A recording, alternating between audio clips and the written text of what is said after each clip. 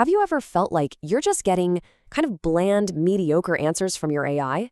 You know it has this incredible potential, but your results just feel average. Well, it turns out there's a real mechanical reason for that, and a powerful new way to fix it.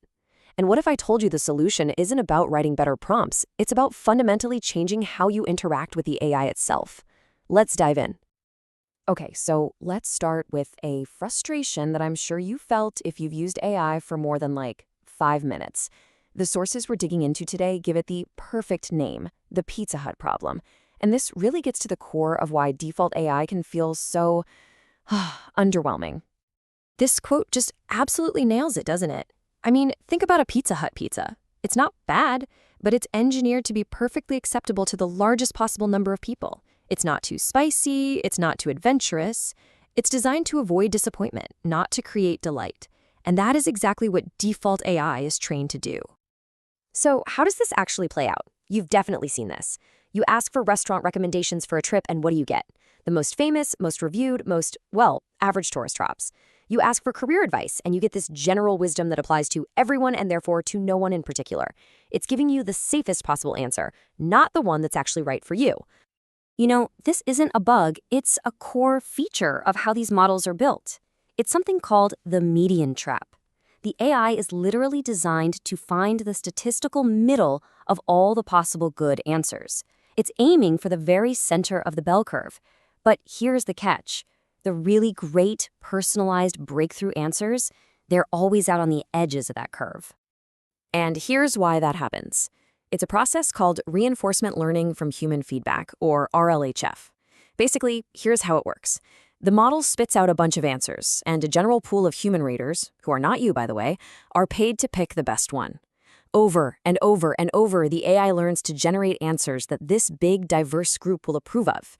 So it's not learning your preferences. It's learning the preferences of a hypothetical average person. It's optimizing for a median human. And let's be honest, you are not a median human. So how do we break free from this median trap?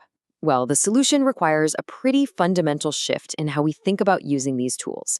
We have to move beyond simply prompting the AI in a chat box and start actively steering the model itself. This slide really makes the difference clear. On the one side, you have prompting. It's totally reactive, right? You're just managing one conversation at a time, and you have to start over from zero every single session. But on the other side, you've got steering.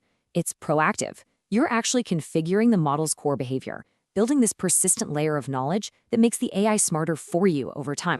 So how do we actually do this? Well, the good news is the model makers have given us the controls, but they're almost hidden in plain sight. There are 4 distinct levers we can pull to steer the AI away from that average. But right now, most of us are using none of them, or maybe just one. So let's just quickly walk through these building blocks. First up, we've got memory, which lets the AI remember who you are and what you're working on from one chat to the next. Then there are instructions, which is like giving the AI a permanent rulebook to follow. Third, we have tools, which connect it to the outside world, like giving it a web browser or a calculator. And finally, style, which lets you actually define its personality and tone. Okay, so now that we have these 4 levers, what does that actually mean for our skills? Well, it completely redefines what it means to be good at using AI. The game is no longer just about who can write the cleverest prompt. And this really gets to the heart of it. We're moving past this sort of magic wand phase of AI. Advanced use isn't about a single perfect command. It's about the ongoing process of building and cultivating a truly customized assistant that is calibrated to your specific needs, your projects, and your way of thinking. This updated proficiency table shows the new path forward. A beginner at level 101 isn't just prompting anymore. They're using style and memory to escape the median. At 201, you're not just managing the AI like an intern, you're literally writing its employee handbook using instructions. At the 301 team level, it's all about shared configuration files. And at 401, for the builders, you're creating the underlying connections that make it all work. Now, I want to focus on what I think is the most critical level for most of us right now, that level 201 update. The whole intern metaphor evolves from just a simple mindset into a literal technical configuration. We can call it the intern's handbook. So previously, the key 201 skill was what we called context assembly. Copying and pasting huge documents into every single chat. It was exhausting and so inefficient. The new 201 skill is using persistent instructions. You write the rules once, and the AI follows them forever. It's the difference between a temporary fix and a permanent process improvement. And this leads to what is probably the single most powerful workflow for a 21 user, capturing corrections. It's simple. The AI gets something wrong, you fix it in the chat. But then, and this is the crucial step, you take that correction and you add it to the permanent instructions. This is the game changer. You're not just fixing the output, you are fixing the system. You are teaching that intern to never make that same mistake again. And this is how it scales to an entire team. The source highlights a team of developers who keep a shared file called claude.md. When the AI generates some bad code, a team member doesn't just fix it, they add a new rule to that file. That file is checked into version control, and instantly, every single person on that team has an AI that is now smarter. It's a living document, a shared brain for their AI assistant. Now, this idea of steering isn't just about personal productivity. When you scale it up to an entire organization, or even an entire industry, you run into this massive strategic risk, the danger of the artificial hive mind. So what's the risk? Well, if every single company in your industry is using the same default AI models to brainstorm ideas, to analyze markets, to write their strategies, what do you think is going to happen?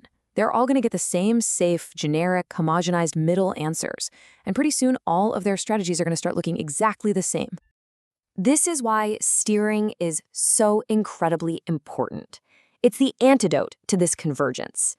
Customizing your AI with your company's unique data, its rules, its style, its processes, that is how you maintain a competitive advantage.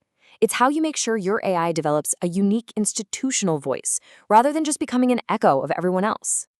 And that really brings us to the final, critical question you have to ask yourself. As you use these incredibly powerful tools, is the AI you're building a true extension of your unique expertise, your voice, and your strategy? Or is it just becoming an echo of the average? Thanks to steering, that choice is now entirely up to you.